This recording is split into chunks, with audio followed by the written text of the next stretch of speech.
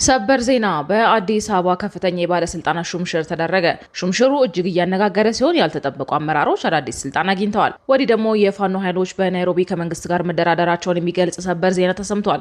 የአሜሪካው ጋዜጣ በበኩሉ ኢሳያስ አብይን ይፈሯቸዋል፣ ደንግጠዋልም የሚል አነጋጋሪ ዘገባ ይዞ ወጥቷል። ይህ አዲስ ፖስት ሚዲያ ነው። የከበረ ሰላምታችን በያላችሁበት ይድረሳችሁ። ለአሁን የተደመጡ እናንተ የሚመጥኑ መረጃዎችን አጠናቅረን መተናል። አስቀድማችሁ ቪዲዮን ላይክ እና ሼር በማድረግ አብራችሁ እንድትቆዩ ግብዣችን ነው። ዋና ዋናዎቹን እናስቀድም። በአዲስ አበባ አዲስ የባለስልጣናት ሹምሽር ተደረገ። ሹምሽር መደረጉን የፌዴራል ፖሊስ ይፋ አድርጓል። ከምርጫው ማግስት ብልጽግና የሚያደርገውን የስልጣን ሹምሽር ቀጥሎበታል። አዲስ ስልጣን ከተሰጣቸው አመራሮች መካከል 8 መኮንኖች ይገኙበታል መባሉ ትልቅ ትኩረትን ስቧል። አዳዲስ ሹመት የተሰጣቸውን ባለስልጣናት ስም ዝርዝር በዘገባችን የምናስደምጣችሁ ይሆናል። ከፋኖ ኃይሎች ጋር በኬንያ ናይሮቢ ድርድር መደረጉ ታወቀ። ድርድሩን በተመለከተ ጥብቅ መረጃ ወጥቷል። የፋኖ ተወካዮች በናይሮቢ ድርድር ማድረጋቸው የተሰማው አስረስ ማረ ዳምጣ ፋኖ ከህወሓትና ኦሮሞ ነጻነት ሰራዊት ጋራ ንግግር እያደረገ መሆኑን ይፋ ባደረገ ማግስት ነው። 3 የመከላከያ ከፍተኛ ጀነራሎች በበኩላቸው ከፋኖ ጋራ እያደረጉ ስላለው ውጊያ የተለያዩ ገለጻዎችን አቅርበዋል። በዝርዝር የምናስደምጣችሁ ይሆናል። ኢሳያስ አፈወርቂ አብይ አህመድ ከስልጣን ያስወግደኛል ወይንም ኤርትራን ይጠቀልላታል ብሎ ይፈራል ሲል ዘ ኢኮኖሚስት ዘገበ። ታዋቂው መጽሔት የኢትዮ ኤርትራን ውጥረት የተመለከተ አዲስ ትንታኔ ይዞ ወጥቷል። አሜሪካ አብይና ኢሳያስን ማወያየት መጀመሯን ይፋ ያደረገው ዘገባው ኢሳያስ ለድርድሩ እንደ ቅድመ ሁኔታ ያቀረቡትን ጉዳይም አንስቷል። ተሰሙታላችሁ። የፌዴራል መንግስቱ ከዚህ በኋላ ጥቃት ከፈጸመ የአጸፋ እርምጃ እንደሚወስድ ህወሓት አስጠነቀቀ። ቡድኑ በቃል አቀባዩ በኩል ባወጣው መግለጫ እጄን አጣጥፌ አልቀመጥም፣ ከዚህ በኋላ እኔም እርምጃ ወስዳለሁ ብሏል። በተጨማሪም ባለፈው ቅዳሜ የድሮን ጥቃት ሲፈጸም ለምን መከላከል እንዳልቻለም ይፋ አድርጓል። የተወደዳችሁ የቻናላችን ቤተሰቦች እነዚህንና ሌሎች መረጃዎችን አጠናቅረናል። አሁን ወደ ዝርዝሮቹ እናመራለን። ቀዳሚ ጉዳያችን ከፋኖ ኃይሎች ጋር በኬንያ ናይሮቢ ድርድር መደረጉ ታወቀ። ድርድሩን በተመለከተ ጥብቅ መረጃ ወጥቷል። የፋኖ ተወካዮች በናይሮቢ ድርድር ማድረጋቸው የተሰማው አስረስ ማረ ዳምጣ ፋኖ ከህወሓትና ኦሮሞ ነጻነት ሰራዊት ጋር ንግግር እያደረገ መሆኑን ይፋ ባደረገ ማግስት ነው። 3 የመከላከያ ከፍተኛ ጀነራሎች በበኩላቸው ከፋኖ ጋር እያደረጉ ስላለው ውጊያ የተለያዩ ገለጻዎችን አቅርበዋል። የፋኖ ኃይሎች ጸረ መንግስት ቅንጅት ለመፍጠር ከቲዲኤፍ እና ኦሮሞ ነጻነት ጦር ጋር እየተነጋገሩ ነው በሚባልበት በዚህ ወቅት ከመንግስት ጋር ለመደራደር ቅድመ ንግግር በኬንያ ማድረጋቸውን የሚገልጽ አነጋጋሪ መረጃ ወጥቷል። ከዓመት በፊት ፋኖና መንግስትን ወደ ድርድር ለማቀራረብ የተቋቋመው የአማራ ክልል የሰላም ካውንስል ከረጅም ወራት በኋላ ዝምታውን ሰብሯል። ካውንስሉ ከወራት በፊት ከፋኖ ተወካዮች ጋር በኬንያ ናይሮቢ መምከሩን ይፋ አድርጓል። ውይይቱ የተካሄደው ከ6 ወራት በፊት እንደሆነ የካውንስሉ ዋና ሰብሳቢ አቶ ያየሂራድ በለጠ ለአሃዱ ሬዲዮ ተናግረዋል። ክልሉ ወደ ሰላማዊ እንቅስቃሴ እንዲመለስ ካውንስሉ በዓመት ውስጥ የሰራውን ስራ አስመልክቶ ከአሃዱ ሬዲዮ ጥያቄ የቀረበላቸው የካውንስሉ ዋና ሰብሳቢ አቶ ያየሂራድ የድርድር አማራጭን ለመክፈት የተካሄዱ ውይይቶች መካከል ናይሮቢ የተካሄደው ውይይት ይገኝበታል። ኑሯቸውን በውጭ ሀገራት ካደረጉ ከፋኖ ጋር ግንኙነት አላቸው የተባሉ ግለሰቦች የተሳተፉበት ውይይት ያለ ውጤት ቢጠናቀቅም በጎ ጅምር ነበር ብለዋል።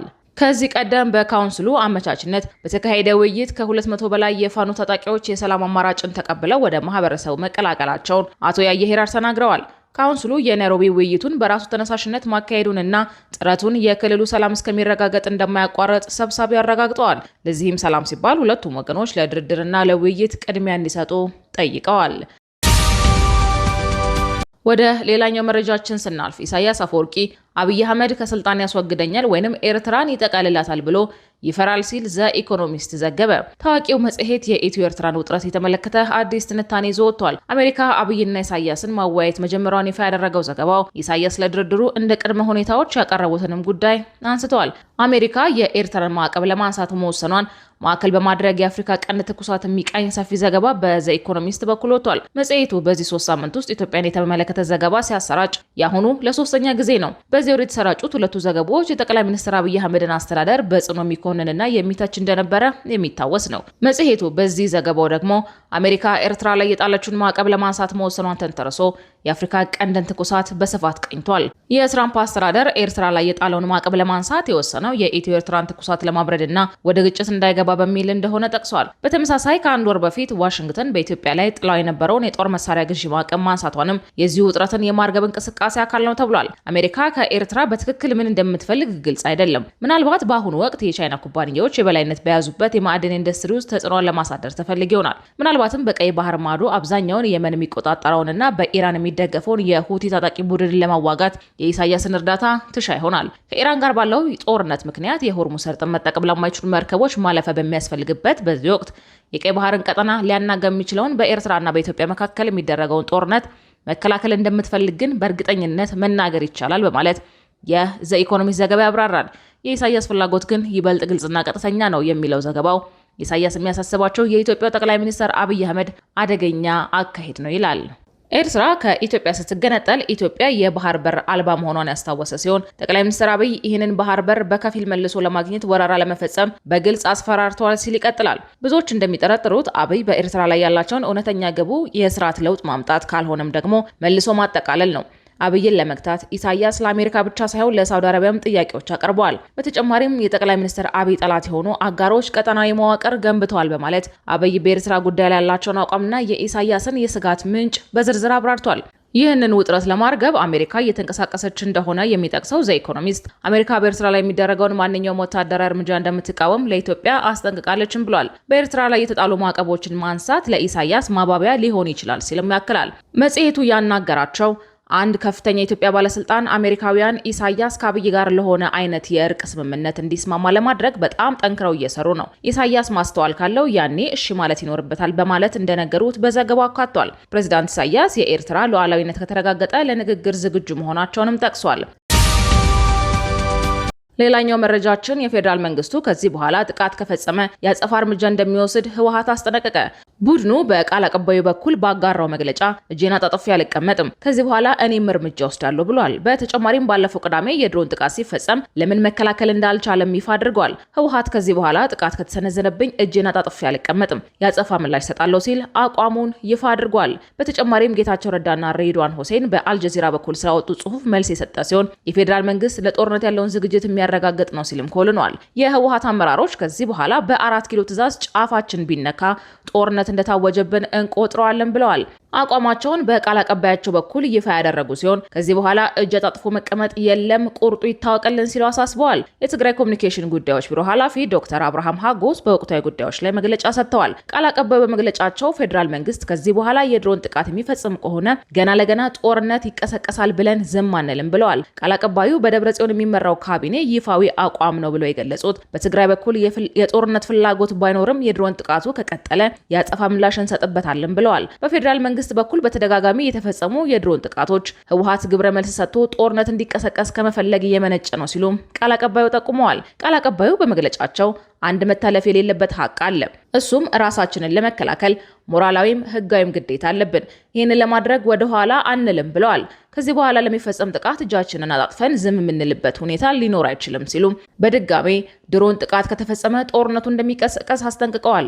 በፌዴራል መንግስት በኩል ገፍቶ መጥቷል ያሉት የጦርነት ፍላጎት በትግራይ ክልል በኩል የለም ሲሉ አስተባብለዋል። የጦርነት ፍላጎት ቢኖር በተደጋጋሚ የተፈጸሙ የድሮን ጥቃቶች በቂ ምክንያት እንደነበሩ ማስታውሰዋል።